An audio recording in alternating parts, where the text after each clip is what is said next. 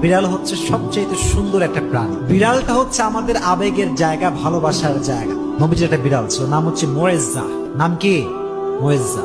একটা হাদিসে এসেছে, অবাক করা হাদিস। দেখেন, নবীজি একবার ঘরে প্রবেশ করলেন, নবীজির জামা রাখা আছে। হাদিসে এসেছে, নবী যখন ঘরে প্রবেশ করলেন, দেখলেন জামার এক সাইডে ছোট্ট একটা বিড়াল আরামে ঘুমাচ্ছে। সুবহানাল্লাহ, ঘুমিয়ে আছে। নবী যখন আসলেন, তিনি চাইলে ডাকতে পারতেন যে বিড়াল ওঠো, আমার নামাজের সময় হয়ে গেছে, আমার জামা আমাকে দাও।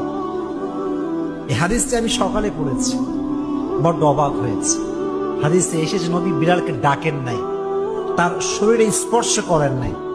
নবীর জামার যে অংশে বিড়ালটা শুয়েছিল, নবী যে ওই অংশটুকু কেটে ফেলেছেন, তবুও বিড়ালকে ডিস্টার্ব করে নাই।